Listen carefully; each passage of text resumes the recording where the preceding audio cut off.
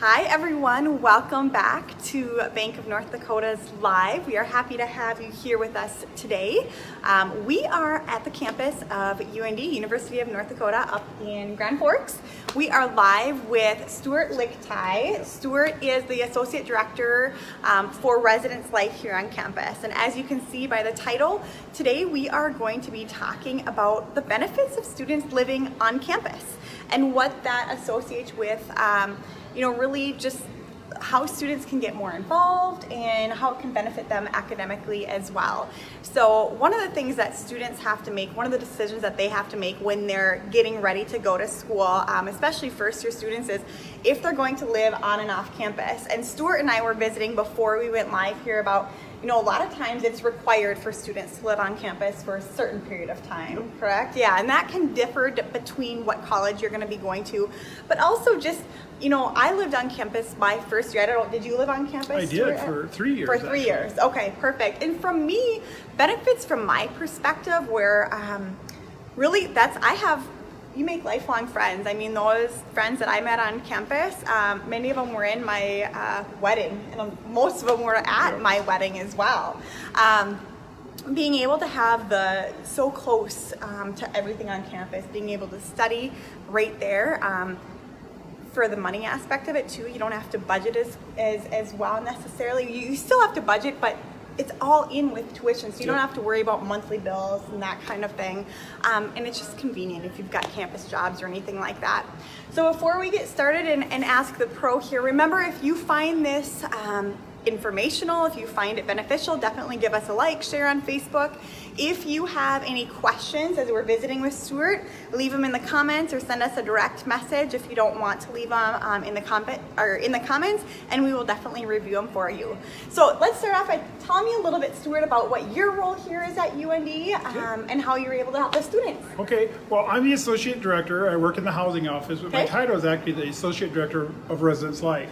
And as the Residence Life Associate Director, what I do is I oversee the programming and the staffing and, to an extent, the education that we do within the residence halls.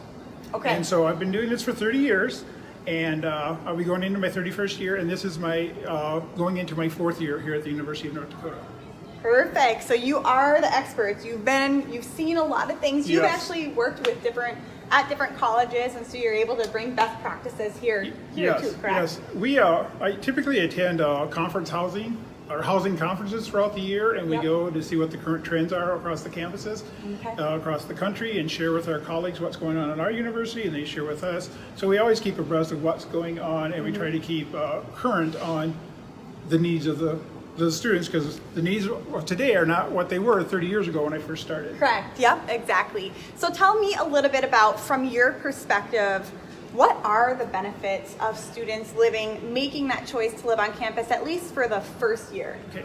Well, you talked about the lifelong friends that you made, and for us, it's the connections that the students are able to make, not only with the other students that live on campus, but across campus with whether it's their academic resources or the career development office. We work very closely with the student health in case students are not feeling well in the residence halls. We do have a program here in the dining center where we can take them the meals to them, but we also make referrals to the student health center. So it's those kind of connections, that's the day-to-day thing. We have my staff programs around a residential curriculum. And the residential curriculum the needs of that is to make students kind of discover themselves. Yep. And then to learn skills that help them academically and lifelong learning skills. And then the last one is skills that will just connect them to all the resources that are available to them across campus. Yes, absolutely. Well, that's great. So it's a little community within a community, really. It's exactly what it is. A student could really move and live on campus. Would they even need a car if they lived on campus? No, actually, we have because of our aeronautics program, we have a lot of students from both the East and the West Coast who fly in and then they don't have a car. And that's one of the nice things about the residence halls is that you are conveniently located to classes. You can get to your dining center in the wintertime without going outside because of the tunnel system that we have on campus. It's just a great opportunity for students to really engage in what's going on in campus and make those connections that I think are like the basic survival skills, almost like it's experiencing college 101. Like once I make those friends and make those connections, then I may be ready for the next step, moving off campus or moving off campus. A lot of our students will either transfer to an upper class hall with the people that they live with, or they sometimes they'll move off campus with the people they live with.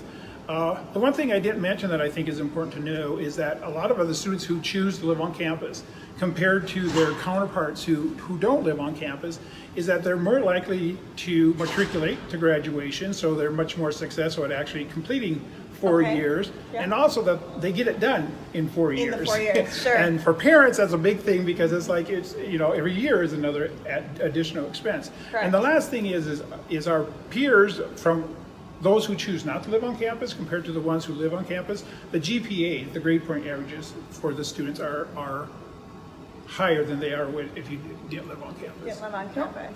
Perfect. Well, the nice thing about the campus community is, like we talked about, we're all close. We're close knit right here. A lot of times it's required for students to live on campus. Here at UND, what you said, 1 year? It's a 1 year live-on requirement for all students. For their first year. There are exemptions to that policy, and those are listed on our website. Okay. But right off the top of my head, I know if you live within the Grand Forks community and you're living at home with your parents or your guardians, you can be exempted. Okay. And people who have served in the military or are married or have dependent children are there's other special categories too, but you'd have to express what those are in writing to us and we make the exemption. Sure, So really it would be applying for the exemption, but typically most first year students are living here on campus, and I would highly encourage you, obviously if you're not going to UND, check with your specific school because they may have a similar requirement. Maybe you'll have to live on campus a couple years, or maybe you don't have dorms at that campus, but you'll just want to figure out what the best route is going to be for you. So definitely check your college and see what those requirements look like. So tell me a little bit about how do students request, if they want to live on campus, how do they go through that process of requesting to live on campus, applying for housing? What does that typically look like? Well, first thing I would do is encourage people to apply early. And when I say early, I'm talking like the end of your junior year and the beginning of your senior year. Oh, so very early. Yes. A lot of people say, well, I applied really early. And I said, well, when was that? And they said, well, like February, March. That's not very early. Of your senior year? Yeah. Okay. So they really need to do it, like they need to start looking at what schools that they're interested in at the end of their junior year and senior years. And then we simply have an application process, and there typically with most colleges there's a fee associated with that to kind of ensure your place and your time. And then from that point on, once we get the application done, and we will send you an acceptance letter with the application. I do believe you have to be accepted into the university first, and then you can then apply for the live on campus. And then we just communicate with you via email the steps that you need to take. Our process is called My Housing, and it's very much the students get to choose where they want to live, who they want to live with. There's criteria for like how you pull somebody else in, like if you have somebody from your hometown that you want to live with, and that takes precedence over which hall you have, because sometimes they don't get their stuff in as early as you do. And so there's criteria for that, but we walk you through the whole thing. There's videos on how to do all that. Perfect. And the only place that we actually assign students to now are the living and learning communities. We have like 8 or 9 living and learning communities across campus, and those are communities that are even closer knit because they're associated either with a special interest that the students may have, like social justice or wellness, or they could be tied to an academic program like our Go Global Engineering or Aviation program. And we do tutoring in those areas, and we do special programming to fit the needs of those students. Like the business school, for example, they would bring people in from outside that you would interview with for internships and those kind of possibilities.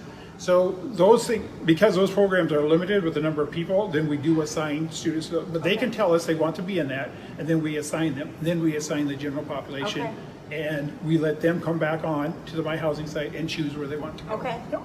Well, great information. You know, that's a huge learning piece that I just learned today. Apply early, and Yes. so you have to be accepted into college though before you can apply for I believe housing, so. right? Yep. You know, you can check that on our website. Okay. But I believe that is the case. Okay. So what happens for students that apply to 3 or 4 different schools? They're accepted and they apply to housing and they don't end up going to school. Do they just have to let you know Yep. typically? Or They can cancel. The application is a one-time fee, so Yep. there's no refund of that. But they're not paying anything up front other than the application fee, so they're not making a down payment on anything. Okay. So that all gets factored into their financial aid, if that's Yeah. the case, and then we just take that out. So if they don't, and we have a lot of students who unfortunately don't share that with us, but we encourage them just to send us an email to, the housing website, housing@und.edu, and just say, I've chosen to go, somewhere else, Yep. and please cancel my housing. Because then we don't assign that room and then have to Yeah. go through everything yeah, all over again. it's a domino effect. 'Cause Yes. then somebody else doesn't get the room. Yeah, So we just, exactly. Yeah. So the sooner you can get applied, and the sooner, if you choose not, because it's smart to get your application out to several colleges. Yeah. If you're still, especially if you're a junior and you're still Yeah. looking. So then you'll want to make sure that you let those schools know. Sure. I made a final decision. Unfortunately, I can't imagine anybody wanting to do that, not go to UND. But if they do, then just let us Yeah. know so we can move on. Absolutely. Sure. So definitely check with your housing, UND. We've gotten great information from Stuart if you're going specifically here. If there's other schools that you're looking at as well, definitely check with their housing to see what that looks like. But great information to make sure that you do apply early and early as well. So as far as students going through that process, typically they apply, they're visiting with you periodically Yep. throughout the Yep. time and whatnot. Okay. A lot of the Perfect. students will come to campus during orientation. Okay. We have what we call showrooms, that are rooms that are set up for Nice. students to view not in every facility, but in every type of facility, so that you can say, oh, this is a suited room, or this Mm-hmm. is a community bathroom, and so the students can kind of see what the residence halls So you have look a good like. idea of what And we that give looks like. tours all year long. In Nice. October, we do a tour. We have the North Dakota Education Association and the Minnesota Education Association. They meet at the same time. Yep. So that frees up the days. And we have like 3,000 juniors and seniors come on campus that we Wow. give tours to. So I use all 77 of my RAs to help out with on Wow. that day to give tours. That's pretty Yeah. incredible. But it helps Very the fun. students make a decision about Yeah, where they want to what live. they- and, Yep, exactly. So Yep. they have a little bit of input as Yes, that process exactly. goes. So before we wrap up, any final pieces of advice as students are going through this process? We're ending this school year, but I mean, it's going to be right around the corner as we're moving into fall here, especially for those freshman students starting. Any pieces of advice for them as they're moving into the dorms? There's a couple things I would say. One is live on campus. I think the connections that you make and the friendships that you make, like you said earlier, and I can't reiterate this enough, they're lifelong. Yeah. You're living with these people, not just seeing them during the school day and then Right. dropping them off at night. You actually live with these people. So living on campus, and we do have resident assistants in the halls, and we have paraprofessional and professional staff people that reside and oversee the hall. So there are professionals there to help the students, to guide them through those first couple of years. Sure. And so if they're having struggles with academics, or they're having struggles, they're homesick, or they're not feeling well, there is somebody on campus that can either assist them directly or get them hooked up to the right resources. Good. So you don't get those benefits living off Right. campus. Unless You you're, have kind of unless a you're at built-in- home with mom. Right. I think she Yeah. would do that for you. Yeah, But exactly. so that's the nice thing is that, is those connections, and we have those students come back early to get trained, and they know Yeah. what those connections are. So if the student doesn't know them, the RAs do, and they Yeah. can hook them up to the right people. Awesome. Yep. So we've got a little built-in mentor right there. Yes. Well, thank you so much. You bet. This is great advice. We really appreciate you taking the time to visit with us today. And if anybody, I haven't seen any comments come in. If anyone has any additional questions, please feel free to leave them in the message area below, or if you have other specific information you'd like Amanda or myself to cover in these lives, definitely let us know. Next week, Amanda will be going live from University of Jamestown. She's going to be visiting with Dr. Paul Olson there about the value of a liberal arts education. So I probably will be the next week after next week. So it'll be a couple weeks before I see you. But thank you all for joining us, and thank you again, Stuart, for having us here on campus. Thanks, Stacy. Okay. It's been great Thank being you. here. Yes, absolutely. All right. See you later, everyone. Go Hawks.